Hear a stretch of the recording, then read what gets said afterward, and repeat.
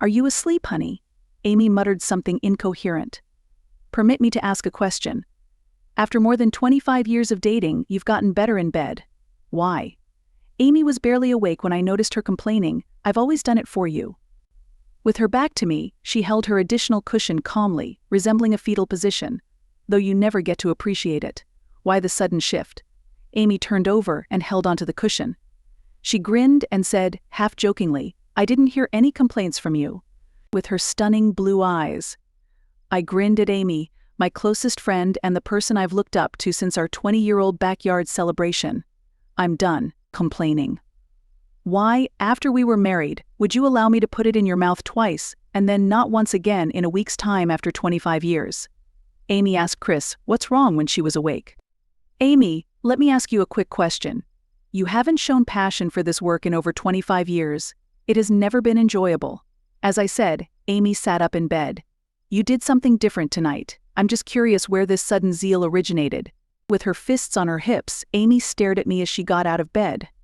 If preferred, go back to the earlier method. Amy appeared to be growing more enraged. "No, I adore your enhanced skills," I stated. I joked, "You're almost as good as." Screaming angrily, "You don't need to think about it anymore because I won't do it again. She responds with fire. My nearly 6-week-old private investigator reported, I said slowly, "We will be gathering in the morning." Your newfound skills will likely play a significant role in the report. When I secured the bedroom door, Amy's jaw dropped.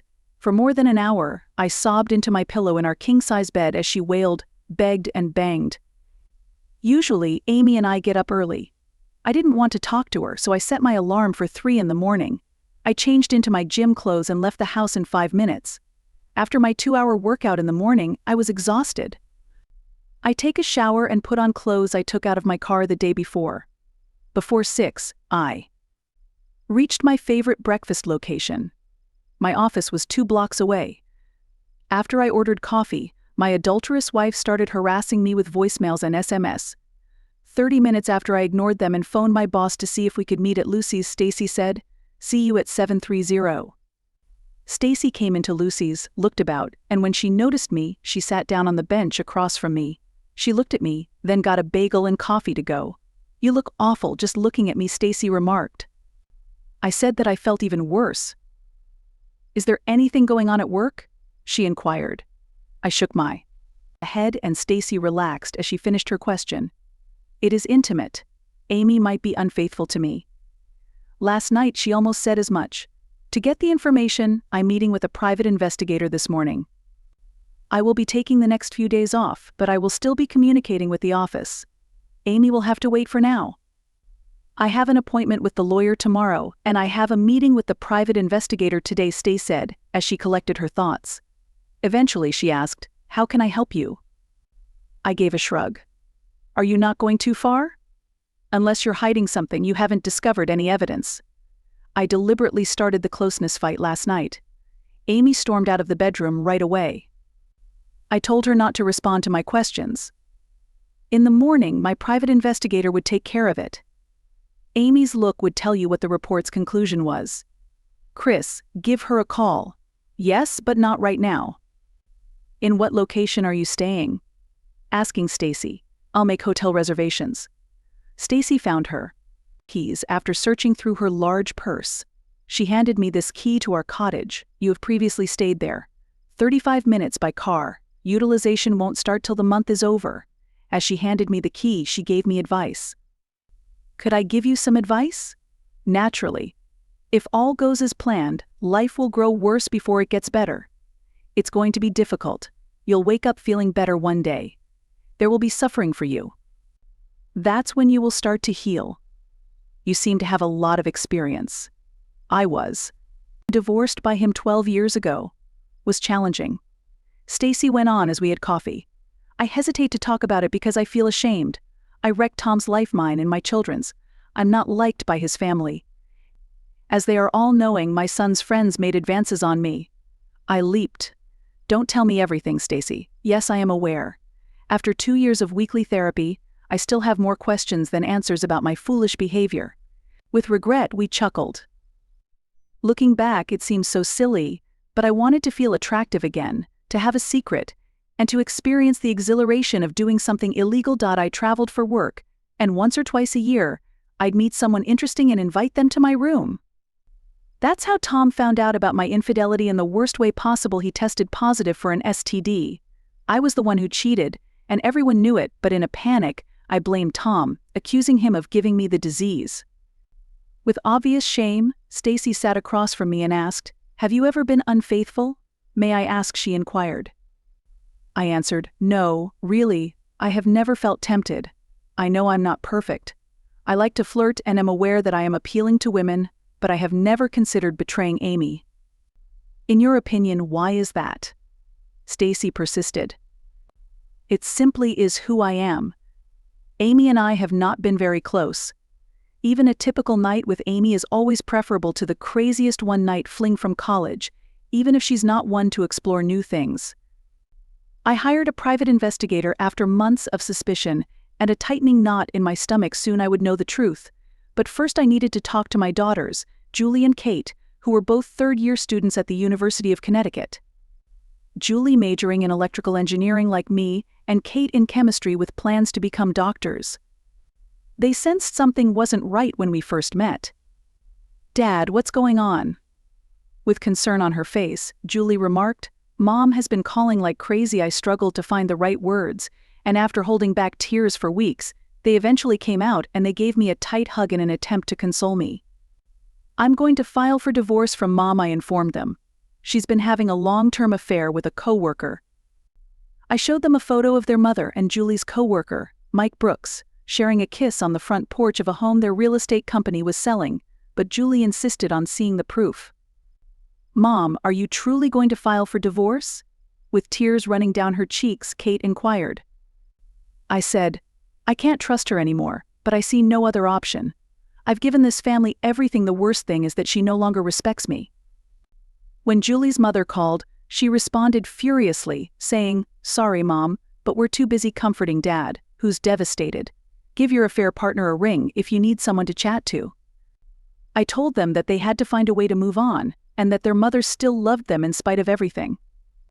When I went to see my parents later, they realized from Amy's desperate calls that something wasn't right. After I told them what was going on, my mom, who is usually optimistic, suggested whether counseling could help. I shook my head and said, "I don't want to see a therapist. I've given Amy and the daughters royal treatment. I didn't do anything wrong, and Amy's treatment of me is not fair." "Do you believe that getting counseling could help you with this?" Mom inquired, hoping. "I don't believe so," I said, sighing. "Amy destroyed our marriage. This is not an isolated incident. It's a serious matter." Though I understood and needed time and space to comprehend things, my dad, who is always practical, encouraged me and reminded me that they'd like to keep some relationship with Amy and her family. When I met with Amy's parents the following day, I told them that although they were sad, I would handle the divorce fairly. When they asked whether I thought our marriage might still be restored, I informed them that since Amy had made the decision to cheat, there was no turning back. When I finally faced Amy's friend Mary Beth Johnston, who had supported the affair, I told her that whatever she did had repercussions, and that I wouldn't spare her. She threatened to sue me if I revealed her involvement, but I felt I had to defend my family from individuals like her. I knew that the next steps would not be easy, but I was committed to doing what was right for my girls and myself, even if it meant letting go of all I had once believed to be indestructible. My lawyer examined the email and the PI-reported text messages. Everything was verified by him in the email. "To whom is it being sent? I have the emails of every teacher and official in your school district, as well as 38 workers of Phil's business. There's more than 300 people present, but the email will probably get out. It will be seen by those who are involved with you and Phil in other groups, such as your church and country club." Mary Beth sat in disbelief. I gave her a copy. "Please show Phil what's going out.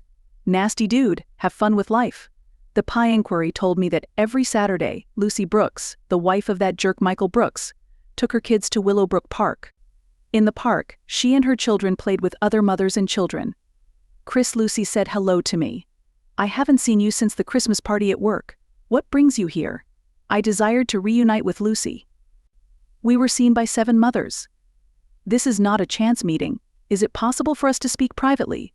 "Yes, sure," Lucy replied with joy. She soon discovered my unhappiness. She asked, "Chris is everything." She realized and stopped talking. Lucy turned pale. When her friends noticed the change in her demeanor, they were either concerned about Lucy or angry that I had bothered her. "Are things going well for you?" The plump blonde sitting next to her questioned. Another mother said, "What's happening?" as Lucy just woke up. "I really am all right. We should talk discreetly, in my opinion. That's perfect."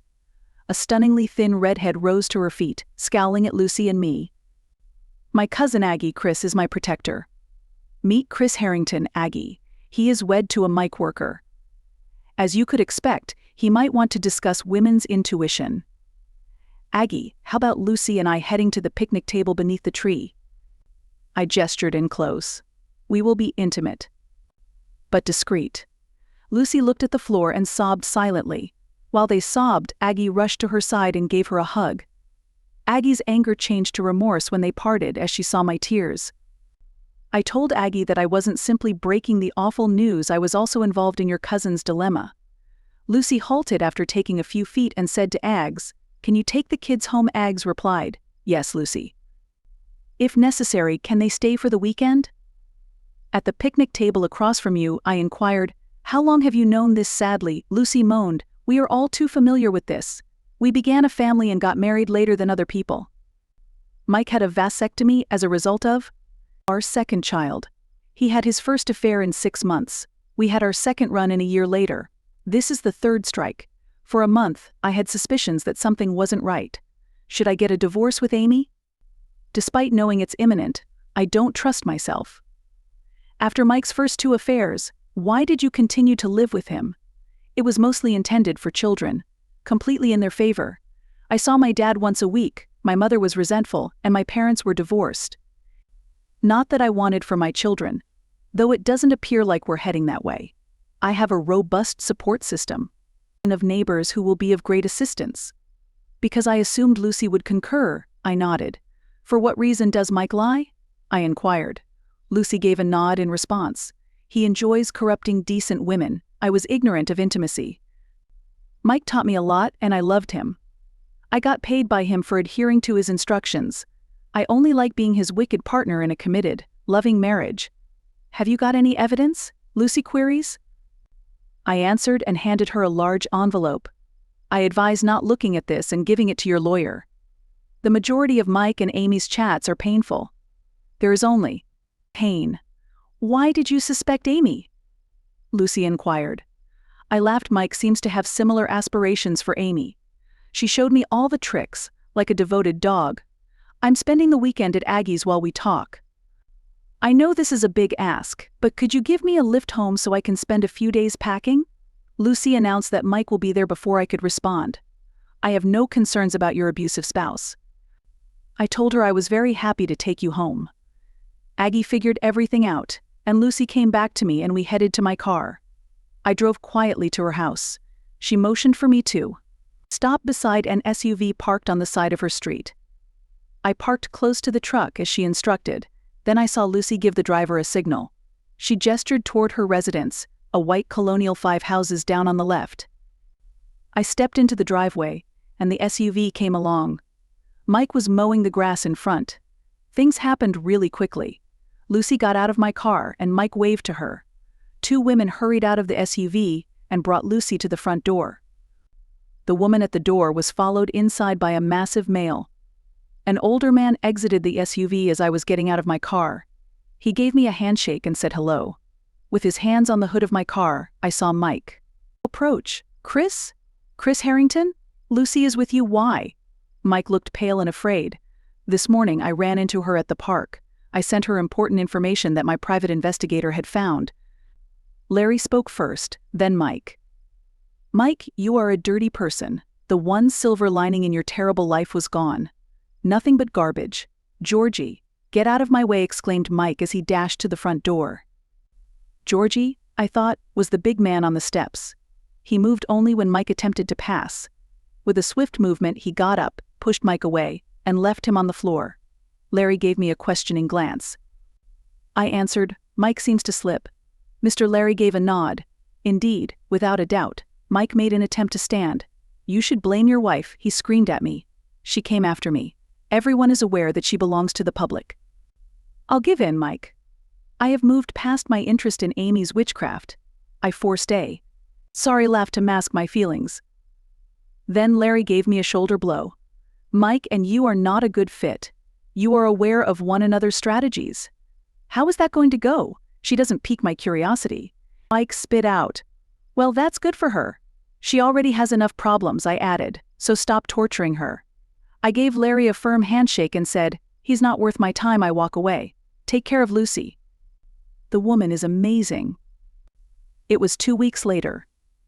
Amy's lawyer was speaking with mine after she was served. Life seemed to be repetitive. My mother-in-law left me a voicemail at lunch. "Hello, Eileen and Chris, recalling your promise to speak with Amy. She would truly appreciate it if you gave her a call. Regards, I cherish you." Knowing that Amy was at work and gritting my teeth, I reluctantly called home. I left a message. "Hello, Chris. I am at the lake house of Stacy. If you can, stop by for lunch on Saturday. We'll prepare sandwiches. We are able to speak. Meet me at the picnic table in the backyard at noon. This Saturday. Thank you for stopping by, Chris." "This setting is magnificent," I remarked as I took in the gorgeous view of the lake. Amy, who was seated across from me at the picnic table, said, "Thank you. Even after all these years, Amy still possessed that special something." She looked about, soaking in the peace, and said, "It's nice to see you, Amy. I appreciate you making the drive. It's so peaceful here." "Yes, it is," I concurred. "I was considering a downtown condo near the office, but lately, I've been thinking about getting a place out here by the lake." She was more hurt by my casual remark than I meant to be. Almost instantly, I could see the destruction in her eyes. I began, "Amy, but she interrupted with a slight wave of her hand. "No need to apologize," she answered in a shaky voice. With tears in her eyes, she averted her gaze and said, "I'm just being overly sensitive," she said. "I'm scared," barely audible. "I've been scared before many times, actually. Work challenges, raising our wonderful daughters, they've all terrified me. But I always had you by my side. We were a team, and together we could handle anything." I tried to lighten the mood with a pleasant grin, saying, "We did a good job, didn't we?" We ate our lunch together in silence. I got myself another beer and topped off Amy's wine glass. Amy sighed. "I've started seeing a therapist. Well, shrink isn't fair. Dr. Poplar has been great, helping me navigate the end of our marriage and figure out how to move forward." Sincerely wishing her well, I said. "I'm glad to hear that, Amy. I hope it helps you find the closure you need." Her voice quivered as she said, "I've told myself not to ask you about reconciliation. Everyone says it's not possible, but I have to ask. Is there any chance you can forgive me, and we can try again?" I inhaled deeply, took a sip of beer, and collected my thoughts. "Those are two different questions, Amy," I answered, carefully selecting my words. "I've been wrestling with the forgiveness part since we agreed to meet today. I've made a commitment to myself to try." After a while I continued, "It's going to be a process, and I'm not sure if it's achievable, but I'm going to give it a shot. But let me be clear, if I do forgive you, it's not primarily for your sake, but for the girls, our family, and myself. We'll still be in each other's lives enough that I don't want to carry around any bitterness. But Amy, the divorce will proceed, and we won't be getting back together."